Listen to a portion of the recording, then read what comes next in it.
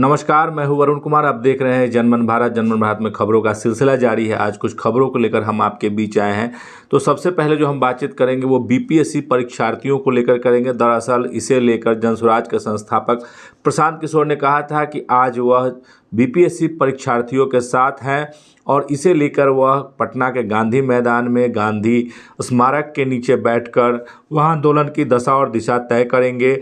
आज इसी कड़ी में जो है मुख्यमंत्री आवास तक बीपीएससी परीक्षार्थी अपनी मांगों को लेकर कूच कर रहे थे, लेकिन उन्हें पुलिस प्रशासन ने रोक दिया। हालांकि ये जेपी गोलंबर तक पहुंचने में सफल रहे। माना जा रहा है कि सरकार जो है वो बात करने के लिए तैयार है बीपीएससी परीक्षार्थियों के लिए। इसे माना जा रहा है, ये कहा जा रहा है कि एक टीम बनाकर जो है एक प्रतिनिधिमंडल जो है वो बातचीत करेगी सरकार से।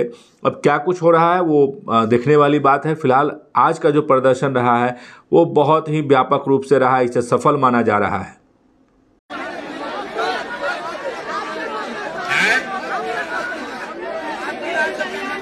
हमारी समझ ये है कि हम लोग पहले योजना बनाकर तब चलें, चाहे कल भी चलना हो कल चलें, लेकिन योजना बनाकर चलें।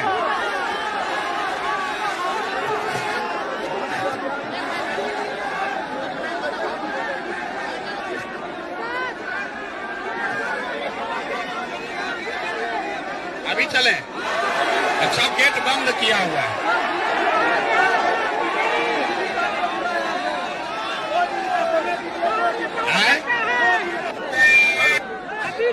हेलो, चलिए आप मेरी बात सुनिए सर।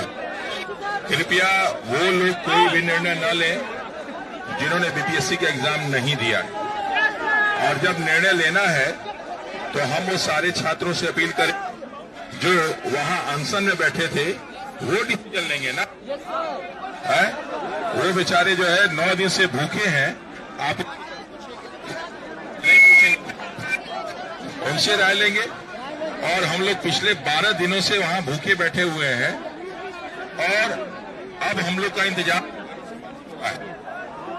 जो है, हम लोग के इंतजार की घड़ियां समाप्त हो रही हैं। ये हमें जानकारी है कि माननीय मुख्यमंत्री साहब जो है वो गए हुए हैं दिल्ली, लेकिन दिल्ली वो साल भर के लिए नहीं गए हैं, आज भर के लिए गए। आज अभी इन बच्चे जो डिसाइड करेंगे वही हम लोग मानेंगे। वी आर द गार्जियन, हम डिसाइड नहीं करेंगे। बच्चों से पूछेंगे क्या है। और हमारे पास 4-5 दिन का टाइम नहीं है। हो गया 4-5 दिन। हमारे पास 4 तारीख को तो एग्जाम ही है। एडमिट कार्ड जारी हो चुका है और बीपीएससी रोज पे रोज नोटिस दे रहा है। हम लोग को डरवा रहा और प्रशासन हम लोग को डरवाता है। तो हम लोग किसी से डरने वाले नहीं है। और आज तो कोई फायदा नहीं है। आज सब यहीं बैठेंगे, सारे लोग बैठेंगे जितने आए हैं। अगर यहां से हम लोग गए तो कोई फायदा होगा क्या है? किससे बात करोगे? बीपीएससी के चेयरमैन से बात करोगे जिसमें विश्वास नहीं है हम लोगों को? प्रशासनिक अधिकारियों से बात करेंगे जिस पर हम लोगों को विश्वास नहीं है? एक व्यक्ति, मैंने कहा कि एक मौका जो है मुख्यमंत्री से डायरेक्ट बात करके, कोई बीच में नहीं आएगा। हम लोग को पूरी जानकारी है कि कुछ लोग उनको घेर रखे हैं, हम लोग कोई बात को पहुंचने ही नहीं देते। पता नहीं कौन सा राज्य हो गया है कि रिटायर लोग जो है इस राज्य को चला रहे हैं। बाकी यहाँ प्रशासनिक अधिकारी नहीं है जिनका टेन्योर बाकी है। सारे के सारे महत्वपूर्ण पदों पे वो लोग बैठे हैं जो ऑलरेडी रिटायर हो चुके हैं और वो लोग निर्णय ले रहे हैं कि इन बच्चों का भविष्य क्या होगा। आज हम लोग को जानकारी है कि कल मुख्यमंत्री साहब गए थे और पिछले 12 दिन से लोग बैठे। आज 13वां दिन है ना। संयम के साथ लड़ना है। हम इतने दिन संयम रख सकते हैं तो आप लोग एक दिन क्यों नहीं रख सकते भाई? आप लोग इतने बड़े प्लीज आप सोचिए तो इसे। तो अभी आगे नहीं तो बात है। दूर नहीं है, 30 मार करेगा, लेकिन हम ले सकते हैं। अल्टीमेटम हम दे रहे हैं। कल देखिए, कल 12 बजे तक का अल्टीमेटम है। अगर डेलीगेट हमारा मिलने के लिए तैयारी के लिए लोग कोई नहीं भेजता है, प्रस्ताव अगर नहीं आता है हमारे पास, तो हम इतना जरूर कहते हैं, आश्वासन देते हैं कि हम लोग मुख्यमंत्री का आवास का घेराव करेंगे। ये वादा है हमसे कि हम लोग मुख्यमंत्री आवास का घेराव करेंगे। उसके लिए हमें जेल भी जाना पड़ेगा तो हम लोग जेल जाने के लिए इसमें कभी पीछे नहीं हटेंगे। हम लोग अपने प्राण की आहुति फैसिलिटी दे सकते हैं, हॉस्पिटल में रह सकते हैं, ऑक्सीजन लग सकता है, तो क्या हम वो लाठी नहीं खा सकते हैं, जेल नहीं जा सकते हैं? गांधी जी भी जेल गया था, देश के लिए लड़ा था। आज छात्रों की आवाज है, तो छात्रों के लिए हमको आपस में ही लड़ना होगा। इसलिए आप लोग डिसाइड कीजिए कि संयम के साथ हम लोग काम करेंगे, और कल डेलीगेशन अगर 12 बजे नहीं आता है तो हम लोग आराम से मुख्यमंत्री का आवास का घेराव करेंगे। प्लीज आप लोग समझिए बात को, समझिए क्या है ना। देखिए आज अगर मार्च करने से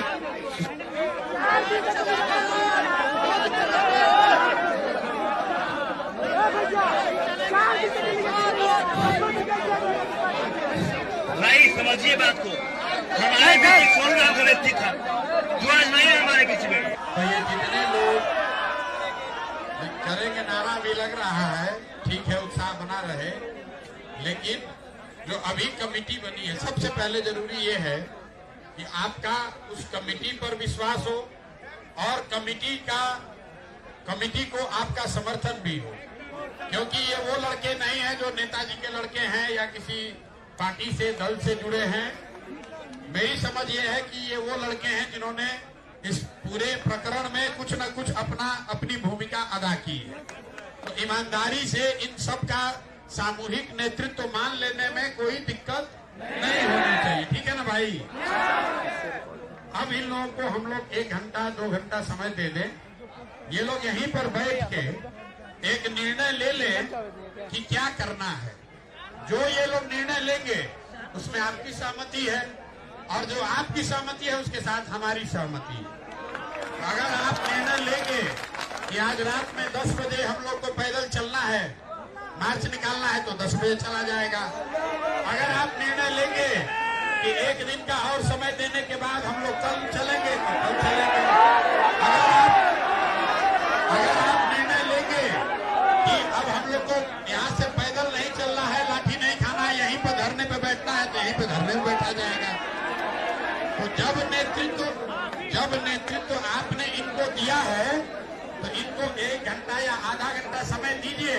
तब तक चूड़ा उड़ा खा रहे हो, खाइए, पानी पीजिए, तो हम लोग भी पानी पी लेते हैं, और फिर यहीं पर निर्णय लेकर यहीं पर घोषणा कर दिया जाएगा, ठीक है ना? तब चूड़ा फेंकिए मत, आपस में धीरे धीरे जैसे कलम कॉपी पास करते वैसे पास करके पहले शरीर मजबूत रहना चाहिए, तभी लड़ाई होगा। पानी नहीं पिए हैं तो कैसे लड़ाई होगा?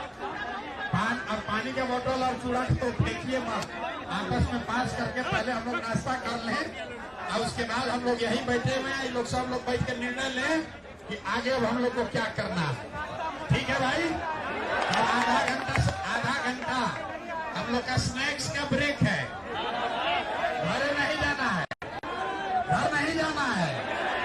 अभी यहाँ पानी हमने पी लिया जाए, पसीना उसीना निकल गया है, तो उसको थोड़ा चूड़ा उड़ा खा लेंगे, तो फिर पसीना वापस उस भरपाई हो जाएगा। तो भैया जो लोग चूड़ा उड़ा बांट रहे हैं, वो बोला लेकर भाग गया, इधर ले आके दीजिए। जो छात्र बैठे हुए हैं, आपको वो व्यवस्था हो जाए, पानी पी लीजिए, और फिर तब तक ये लोग निर्णय लेकर आपको घोषित करते हैं। एक चीज जो अभी हम लोग देख रहे हैं, मुख्यमंत्री महोदय ने शायद कहा है कि ये कोई छात्र नहीं, ये सब उपद्रवी है। अब बताइए विधानसभा में बैठा हुआ सब आदमी साधु हो गया, बैठा हुआ छात्र उपद्रवी हो गया। हम लोग के माँ बाप बेकारे हम लोग को पढ़ाए हैं, हम लोग साइंस कॉलेज, पटना कॉलेज में बेकार ही गए, हम लोग हो गए उपद्रवी। आज जो नेता का लड़का फेल हुआ है, वो बैठा हुआ विधानसभा में, वो बता रहा है तो भाई उपद्रव करने के लिए नहीं बैठे हुए। सुबह में कितना पुलिस वाला आया था, तो देख लिया कुछ नहीं हो सकता है, सब बैठा है किनारे चला गया। रिजल्ट आएगा जनवरी के अंत में, कोर्ट खुलेगा 6 या 7 जनवरी को। ये लड़ाई हर स्तर पर लड़ी जाएगी, खाली मार्च निकालने से नहीं होगा। मार्च में निकाला जाएगा, सरकार से बात भी होगी, कोर्ट में जाकर आपके सारे दाव, सारे जो इकट्ठा आपने सबूत किया है उसके साथ भी प्रमाण रखा जाएगा। लेकिन जो आपने कहा है कि री एग्जाम लेना है, तो री एग्जाम कराने के लिए सब कुछ किया जाएगा। किया जाएगा ना भाई? लोगों से बोलिए, किया जाएगा कि नहीं? पूरा आवाज आना हो गया।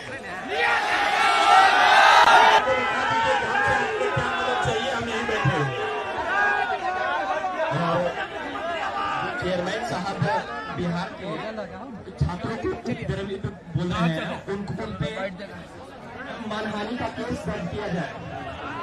छात्रों को वहीं मुजफ्फरपुर जिले के कांटी विधानसभा क्षेत्र में पानापुर हाई स्कूल में आज संकल्प सभा का आयोजन किया गया था। इसमें अटल बिहारी वाजपेयी और मनमोहन सिंह दोनों लोगों को श्रद्धांजलि दी गई, उन्हें याद किया गया और उनके श्रद्धासुमन अर्पित करते हुए कहा गया कि किस तरीके से जो है उन्होंने देश के विकास में अपना योगदान दिया है। इस अवसर पर जो है केंद्रीय गृह राज्य मंत्री नित्यानंद राय उपस्थित थे। उन्होंने कहा कि अटल बिहारी वाजपेयी ने जो जिस तरीके से भारत की नींव रखी वह काफ़ी मजबूत थी, वो प्रेरणा स्रोत थे, राजनीतिक प्रेरणा पुंज थे और उनसे सीख लेने की ज़रूरत है। वहीं जो सभा का आयोजन कर रहे थे पूर्व मंत्री इंजीनियर अजीत कुमार, उन्होंने कहा कि जनता जो है अटल बिहारी वाजपेयी को पसंद करती थी, उन्हें हर रूप में पसंद करती थी, एक राजनीतिक रूप से भी, कवि के रूप में भी और एक इंसान के रूप में भी। वो हमेशा से मार्गदर्शक रहे हैं और हम लोगों के लिए प्रेरणा स्रोत रहे हैं। वहीं उन्होंने कांटी विधानसभा क्षेत्र में अपने जो दावेदारी है उसको भी पेश की है। ऐसा माना जा रहा है, लोगों का कहना है कि कांटी में जो है उनकी दावेदारी उन्होंने भाजपा के सामने रखी है। हालांकि ये सीट जो है जदयू के खाते में है, लेकिन इस बार जो है वो भाजपा से चुनाव लड़ना चाहते हैं और भाजपा उन्हें टिकट देती है या नहीं है तो भविष्य के घर में है। लेकिन ऐसा माना जाता है कि वह प्रबल दावेदार है, चूँकि 2 बार वहाँ से उप विजेता रहे हैं, बड़ी मात्रा में उनको वोट आई है, बहुत थोड़े से मार्जिन से वो हार का उन्होंने सामना किया था। ऐसे में इस बार जो है पार्टी अगर विचार करती है तो भारतीय जनता पार्टी से वो कांटी के उम्मीदवार हो सकते हैं। और इसके अलावा जो है बड़ी संख्या में कांटी विधानसभा के क्षेत्र उपस्थित थे। सभी ने एक स्वर में जो है इंजीनियर अजीत कुमार को जो है एमएलए बनाने की बात कही, पार्टी से मांग की कि उन्हें टिकट दी जाए ताकि वह पार्टी के जो है बड़ी संख्या में पार्टी को जीतकर और एमएलए बनकर वह पटना में अपनी बात रख सके और कांटी के विकास में अपना योगदान दे सके।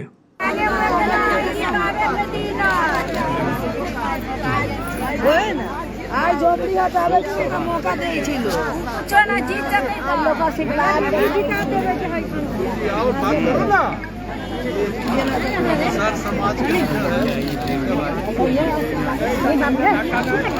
खाना नहीं चाहिए हो लेडीज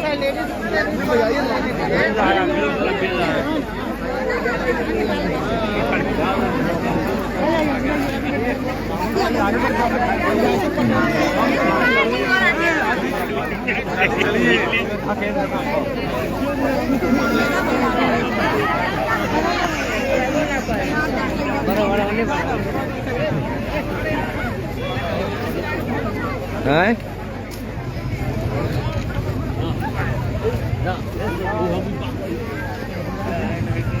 यही मांग यही मांग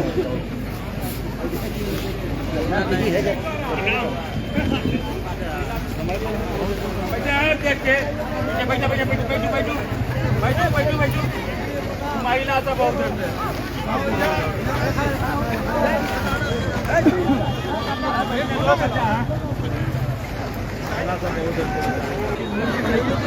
क्या हाल है?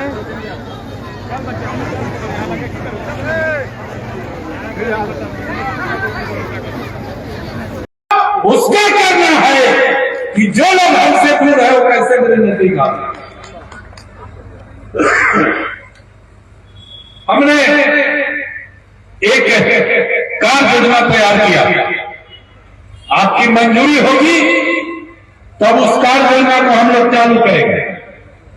हम लोगों के पास आज के तिथि में 60 से 65,000 मतदाता हाथ उठाकर खड़े हैं और सबके मन में है कि कितना जल्दी चुनाव हो और अजीत कुमार को विधायक बना दे, है कि नहीं? बता दीजिए हाथ उठा के, सबके मन में है। लेकिन अबरी ना छोड़वाई, जहां तक दिए तो हो पाई दवाई, लेकिन अपन ठंडा करवाई। साहब आपको आश्चर्य होगा, बच्चे का इलाज नहीं कराएंगे लेकिन रैली में टेम्पू भाड़ा करके जरूर जाए। गरीब कहते हैं बच्चे का इलाज आगे पीछे होता ही, लेकिन टेम्पू भाड़ा 1000 लेकर के पानापुर मीटिंग में जरूर चले। ये अब मुजफ्फरपुर ज़िले के लिए एक दुखद खबर है। दरअसल मुजफ्फरपुर ज़िले के बरुराज गांव निवासी वरिष्ठ IPS अधिकारी एवं महावीर मंदिर न्याय समिति के सचिव किशोर कुणाल का उनके पटना स्थित आवास पर निधन हो गया। उनकी उम्र 74 साल बताई जा रही है। उनका हृदय गति रुक जाने के कारण मौत बताया जा रहा है। उन्हें इलाज के लिए अस्पताल ले जाया गया था, जहां डॉक्टरों ने उन्हें मृत घोषित कर दिया था। दरअसल वो वरिष्ठ IPS अधिकारी में जिस तरीके से उन्होंने काम किया पूरे बिहार में, वो एक बड़ा नाम था। और वहीं दूसरी तरफ जब धर्म और धार्मिक न्यास बोर्ड का उन्होंने काम संभाला तो इसके बाद सामाजिक क्षेत्र में उनका बड़ा योगदान रहा। उनके मरने से बड़ी क्षति बताई जा रही है। इसे लेकर मुख्यमंत्री नीतीश कुमार ने भी शोक व्यक्त किया है। उन्होंने भी कहा है कि यह हमारे बिहार राज्य के लिए अपूरणीय क्षति है।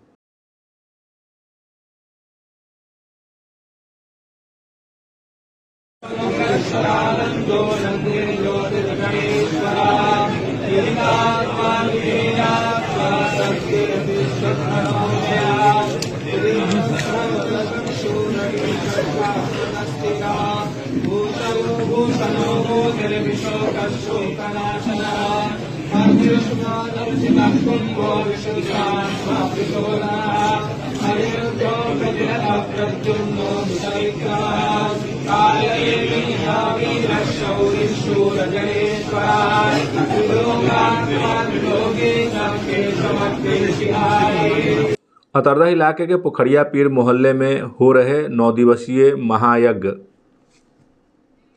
अतरदा इलाके के पोखरिया पीर मोहल्ले में आयोजित हो रहे 9 दिवसीय श्री राम कथा महायज्ञ का आज समापन हो गया।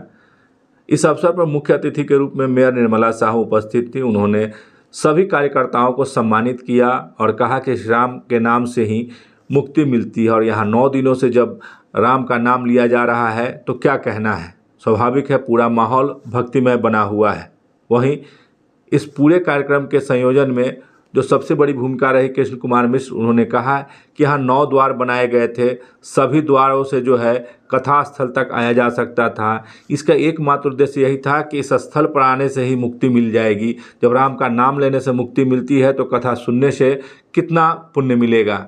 इसीलिए जो है इन 9 द्वारों का जो संगम था वह वाल्मीकि कथा स्थल था और यहाँ आकर के जो है सब लोगों को जो है एक अजब सा माहौल और भक्तिमय माहौल बना हुआ था और स्वाभाविक तौर पर श्रद्धालुओं को यह बेहतरीन लग रहा था। वो मंत्रमुग्ध हो रहे थे और स्वामी सीताराम शरण जी महाराज का जो प्रवचन था वो श्रद्धालुओं को काफ़ी लाभान्वित कर रहा था। वहीं कथा संयोजक विपिन कुमार सिंह ने कहा कि हम लोगों ने पूरी तैयारी की थी। अगर हम लोगों से किसी प्रकार की कोई त्रुटि हुई है तो उसके लिए उन्होंने सभी लोगों से क्षमा मांगा। कहा कि मैंने अपना पूरा प्रयास किया है, हमारी समिति ने पूरा प्रयास किया है। वही कथा के सह संयोजक रामेश्वर पासवान ने भी कहा कि हम लोगों ने अथक प्रयास किया कि यह कथा सफल हो और जिस तरीके से श्रद्धालुओं की संख्या थी, जितनी बड़ी तादाद थी और जिस तरीके से श्रद्धालु आ रहे थे, हम लोगों का मन गदगद था। नाम लूंगा और उनका स्वागत यहाँ पर किया जाएगा। तो सबसे पहले हमारे धर्म जागरण के प्रोफेसर विजय कुमार रहा है, मैं उनसे भी आग्रह करूंगा कि आवे। सुनील कुमार पाठक जी, सुनील पाठक जी से भी आग्रह है। थूकता नजर आएगा, अपने मुंह को तो कबाड़ा किया ही, जिधर थूका उधर भी गंदा कर दिया। हम तो कहते हैं नशा मुक्त समाज का संकल्प हमको करना चाहिए और हम सभी को प्रयास करना चाहिए। आज से हम लोग संकल्प करें, क्यों मतलब नशा मुक्त समाज होगा तो हमारा समाज ही बड़ा अच्छा होगा। 9 दिन तक शराब बंद रहा, शराब भी नहीं मिला। आपकी ये क्षेत्र अच्छा लगा कि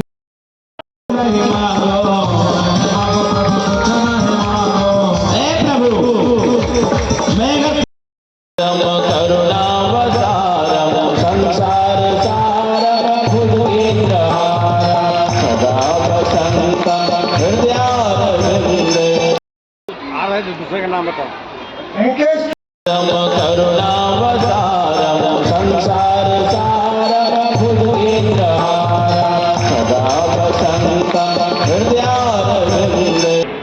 आज राम कथा का 9वां दिन राम कथा का समापन किया गया, जिसमें हवन यज्ञ भी कराया गया। महाराज जी के द्वारा पोखरिया पीर में भव्य स्वागत श्री राम कथा का समापन का, जिसमें मेयर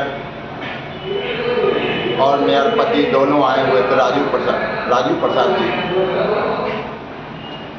यहाँ राम कथा पर आने के लिए 9 द्वार का निर्माण कराया गया था, जिसमें मेन गेट द्वार पर जो डॉक्टर भीमराव अंबेडकर जी की द्वार थी, दूसरा संत रविदास द्वार था, तीसरा महर्षि दयानंद द्वार थे, लखन पासी द्वार था, डॉक्टर राजेंद्र प्रसाद द्वार था।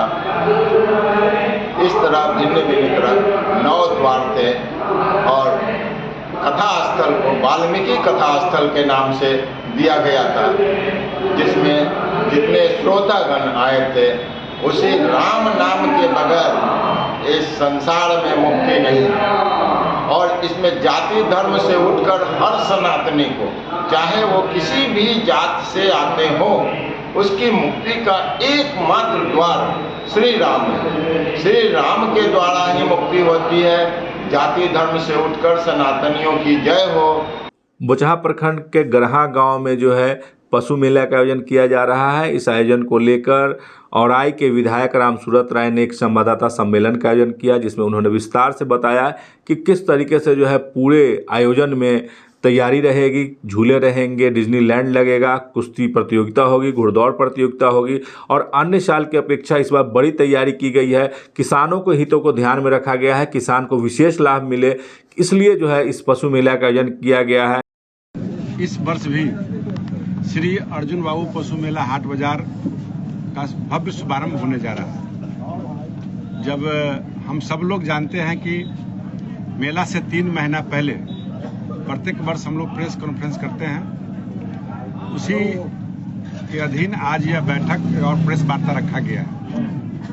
इस बार मेले में जो हमेशा आप देखते आए हैं उससे डिफरेंट व्यवस्था किया जा रहा है और भी मेले को सुसज्जित किया जा रहा है। और किसान भाइयों के लिए, व्यापारी भाइयों के लिए, दर्शकों के लिए, भक्तजनों के लिए जो भी समुचित व्यवस्था हो सकता है, सभी कलाकारों ने यह आश्वासन दिया है कि इस बार हम लोग बेहतरीन प्रदर्शनी करेंगे हर क्षेत्र में, चाहे वो किसान का क्षेत्र हो, चाहे व्यापार का क्षेत्र हो, चाहे मेला में घूमने वाले, आनंद लेने वाले नौजवान बच्चे, छोटे बच्चे हो, चाहे वो कुश्ती का क्षेत्र हो, घुड़दौड़ प्रतियोगिता हो, हाथी दौड़ प्रतियोगिता हो, तमाम चीज़ें आपको देखने को मिलेगा। और इसके अलावा भी हम लोग एक बड़े पैमाने का रोजगार मेला का भी इसमें हम लोग व्यवस्था करने जा रहे हैं, जिसमें कि सारे छोटे बड़े एजेंसी भी अपना प्रदर्शनी लगाएंगे, जिससे कि आम मिडिल क्लास के लोगों को सुविधा मिलेगा। जैसे आज आप लोग आए होंगे तो अभी यहाँ पर शुरुआत कर दिया बैंक ऑफ इंडिया ने कि माननीय मोदी जी का जो सोच है लोकल फॉर वोकल, या कैसे किसानों को हम आगे बढ़ाएं, इसके लिए बैंक ऑफ इंडिया ने एक शानदार पहल शुरू किया है। मैं उनको बधाई और धन्यवाद देना चाहता हूँ कि किसानों के बीच में बैठ करके डेयरी फार्म पर कैसे लोन हो और कैसे किसान आगे बढ़े, इस पर प्रक्रिया शुरू हुआ है। और निश्चित तौर पे यहाँ बैठे हुए मेला के सभी कमेटी के लोग और व्यापारी लोग यहाँ बैठे हैं। यहाँ के पूर्व मुखिया जी, गरहा पंचायत के पूर्व मुखिया जी, और डेयरी से जुड़े हुए हमारे रविंद्र भैया भी हैं, जो यहाँ पर दूध का उत्पादन जो होता है उसे प्रोडक्ट बना के अपने दुकान में बेचते भी हैं। तो ये सारी चीज़ें व्यवस्था की गई है। और इस बार मेला का मेन जो फोकस होगा 30 मार्च 2025 से लेकर के 21 अप्रैल 2025 तक होगा। ये कुल 21 से 22 दिन का ये मेला होगा। और इस मेले में इस बार पिछले साल जो हुआ था कि बहुत बड़ा फील्ड होने के कारण लोगों को सुविधा भी हुआ था, कुछ परेशानियां भी हुई थी, लेकिन सारे चीज़ों को देखते हुए दुकान भी फिक्सेशन लिमिट किया जाएगा। बहुत सारे लोग आ जाने के बाद बहुत सारे दुकानदारों की कमाई नहीं हुई थी, तो इस पर मेला कमेटी ने यह निर्णय लिया है कि कोई भी दुकान जिस क्वालिटी का होगा, जिस रेंज का होगा, जिस प्रकार का होगा, एक आकलन करके हम लोग, अगर भोजन का कोई दुकान है, कोई परचून का दुकान है, कोई टिक्की सिनुहार का दुकान है, तो एक जगह 100 दुकान खोल देने से किसी दुकानदार को प्रॉफिट नहीं होता। इसलिए एक पहले आओ पहले पाओ की तरह बुक करके उसको छोटा करके कि दुकानदार भी कमाए और मेला भी बड़ा बने, ये प्रयास हम लोग करें। आज की खबरों को यहीं विराम देते हैं, अगली बार फिर मिलेंगे कुछ नई खबरों के साथ। तब तक मुझे दीजिए इजाजत। पढ़ाई वही जो नौकरी दिलाए, इसीलिए Doon institute of nursing and paramedical sciences लाए हैं मेडिकल फील्ड से जुड़कर आगे बढ़ने का मौका। BSc nursing, GNM, ANM courses के साथ प्लेसमेंट असिस्टेंस और हॉस्टल एंड बस फैसिलिटी उपलब्ध। SKMCH मेडिकल कॉलेज और सदर अस्पताल में ट्रेनिंग और बिहार स्टूडेंट क्रेडिट कार्ड के द्वारा 4 लाख तक के लोन की सुविधा भी। विजिट NH22 फकुली चौक के नजदीक मुजफ्फरपुर। बीटेक मात्र 4,40,000 से शुरू, पढ़ने रहने खाने के साथ, वो भी स्टूडेंट क्रेडिट कार्ड के माध्यम से। MBBS करे रशिया से मात्र 13 लाख रुपए में, GNM करे मात्र 4,50,000 रुपए में स्टूडेंट क्रेडिट कार्ड के माध्यम से, B फार्मा करे 4,20,000 रुपए में स्टूडेंट क्रेडिट कार्ड के माध्यम से, हॉस्पिटल मैनेजमेंट करे 4 लाख रुपए में, वो भी बिहार स्टूडेंट क्रेडिट कार्ड के माध्यम से, पढ़ने रहने खाने के साथ। BPT करे मात्र 3 लाख रुपए में, वो भी बिहार स्टूडेंट क्रेडिट कार्ड के माध्यम से। आप ये सारे पैसे इंस्टॉलमेंट में दे सकते हैं और अधिक जानकारी के लिए अप्लाई नाउ पे क्लिक करें। Shri Parshuram education and placement service private limited, central bank building, Kalambagh Chowk, Muzaffarpur, Bihar. हमारा कॉन्टेक्ट नंबर है 7004165687।